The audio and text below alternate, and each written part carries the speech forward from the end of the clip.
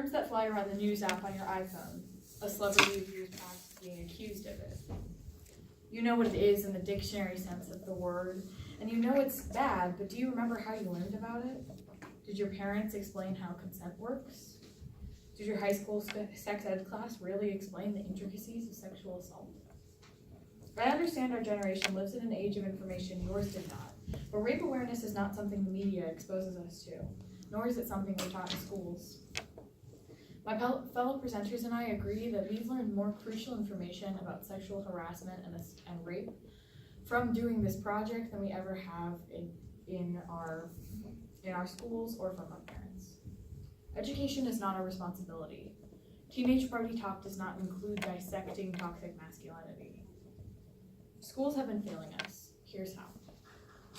Sexual assault is sexual contact or behavior that occurs without explicit consent of the victim. This includes fondling, forcing sexual activity, and attempted and completed rape, penetration of the victim's body. Yet right now, 1 in 6 women is a victim of attempted or completed rape in her lifetime. That's 1 in 6 of your aunts, of your grandmothers, of your parents, of your friends, and maybe even your daughters. This issue is affecting everyone.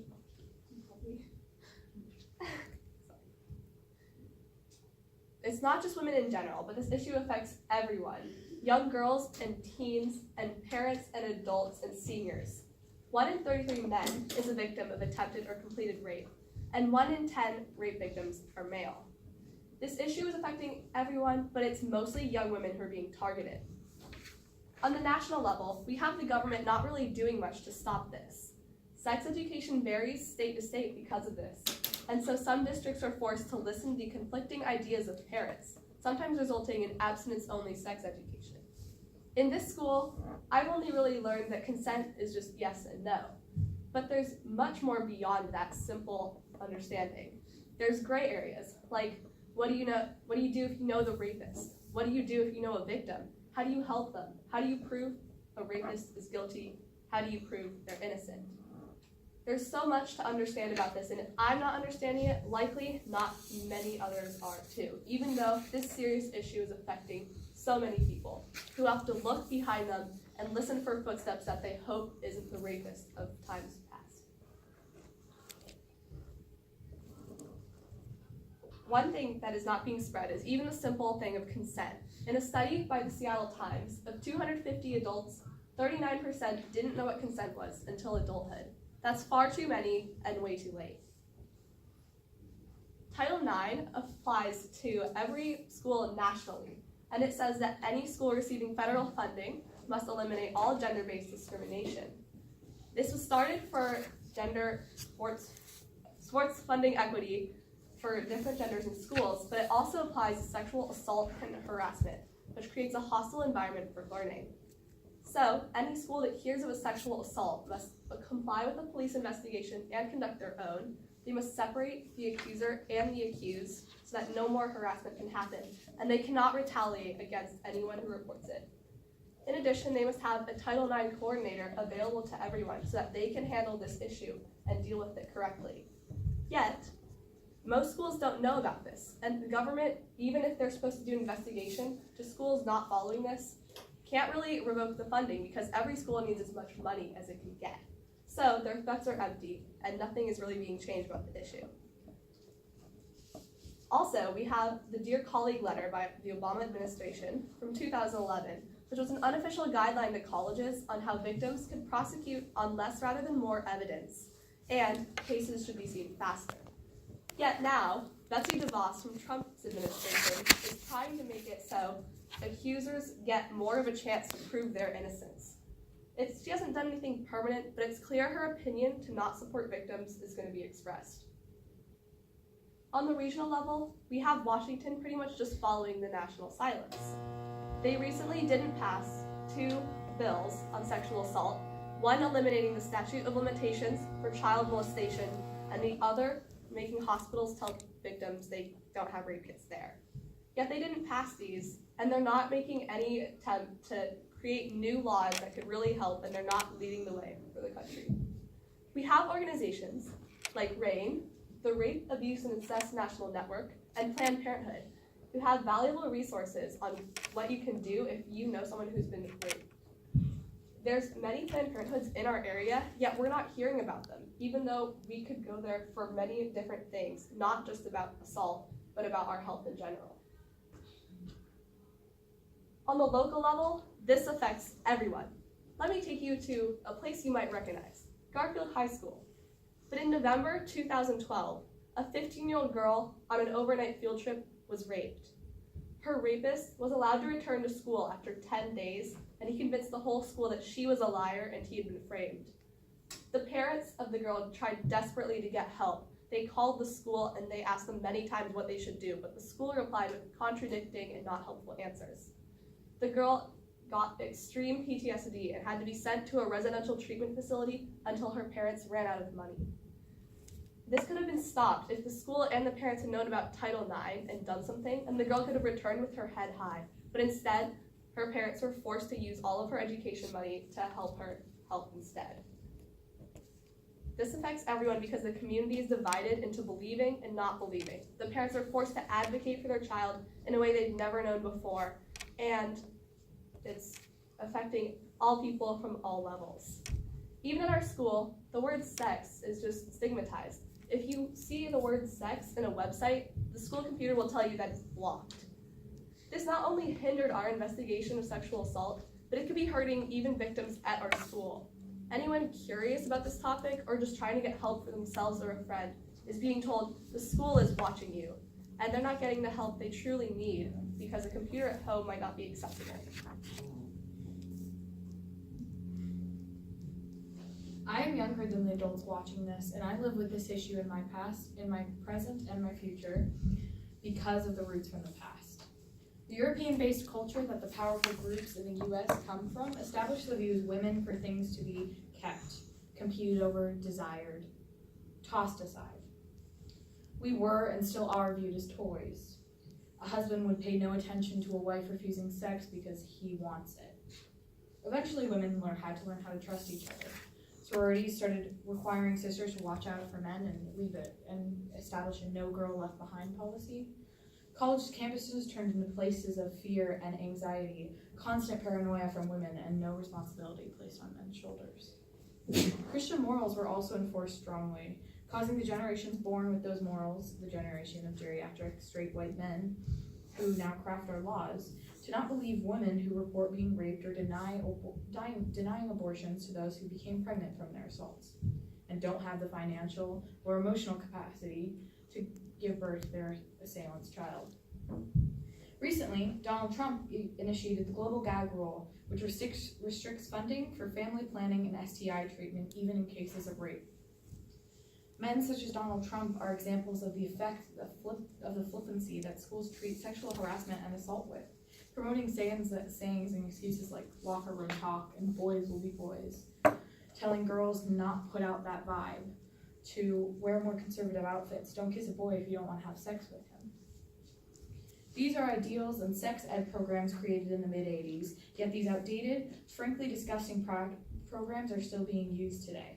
There's also a common thread of schools sticking by assaulters who are especially popular or well-loved, claiming they have too bright a future to go to jail, or she was asking for it.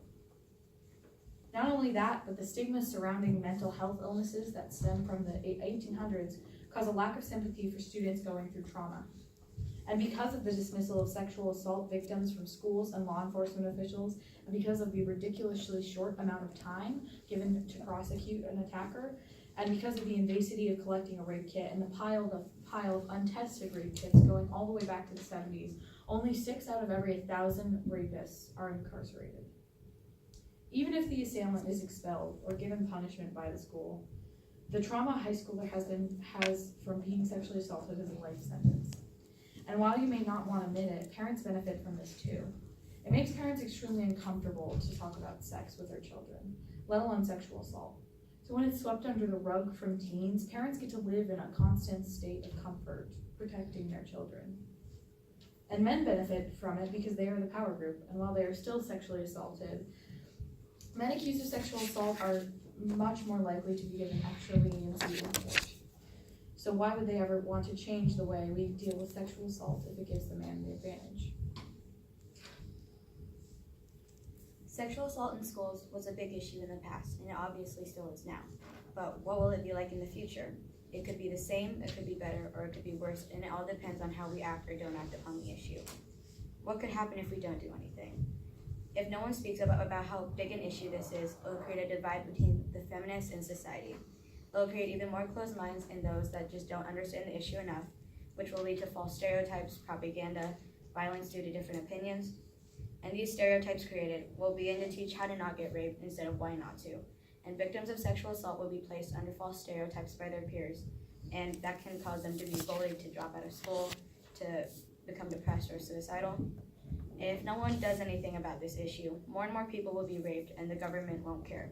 They won't do a thing. And if it comes to that, society will grow to believe that if the government's not doing anything about it, it must not be a real problem then, right? Well, no, it is. Women will be forced to carry the heavy burden of this issue and will have to dress to not get raped and fight to not get raped. And if you do, the government and society we live in doesn't care about you. Schools will begin protecting their students from rape by treating the girls like guns and by putting in more security cameras and guards, costing a lot more than just changing the mindset of their students. Our legislatures are supposed to listen to the people, yet half of the American population are women, and a big percentage of those have experienced sexual assault.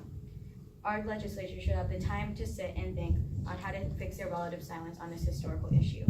For as long as it has taken them, my group and I have come up with solutions in a number of days. Even when this is such a big issue, there are a number of things that can be done by you, by me, our schools, our community, and by everyone that can make an impact on sexual assaults in school.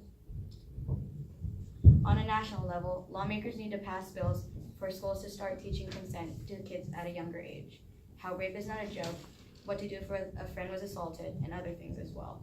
By putting that mindset into kids at a younger age, they can understand it earlier and grow with it over time. Many adults now did not even learn what consent was until adulthood, and many still do not know what no means or that they are able to say it. Our government could also put more funding into organizations like RAIN or the Joyful Heart Foundation that support victims, and let them have a voice in our new laws and protocols regarding sexual assault. By having organizations like these have a voice on our new laws, our government can get a deeper insight on what laws to pass and to pass both in and out of schools regarding sexual assault. On a regional level, our state could be one of the first to make education laws, including sexual assault in sex ed programs as a way to lead the nation. District 46 covers James and the Lake City area, and these representatives shown here should be made advocates for this. You can help by calling their offices at these numbers. A call can get a stronger point across than an email, and with a simple Google search, you can find many websites that can help you with getting your point across easier. Lastly, you as parents need to trust this process and understand how important of a topic this is for you to talk to your children about. It makes many parents uncomfortable to talk to their child about sex, but it can make you feel worse not knowing what to do in situations of sexual assault. Locally, you can work with Seattle Public Schools and start the talk at home with your children.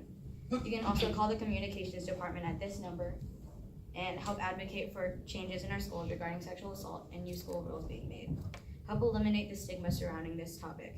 Help your child trust you on this. Spread the news to other parents about how important it is for them to talk to their children about this as well. This issue is something that should be known to be very important by everybody and to be fixed for generations to come. I don't know what world I'm growing up in.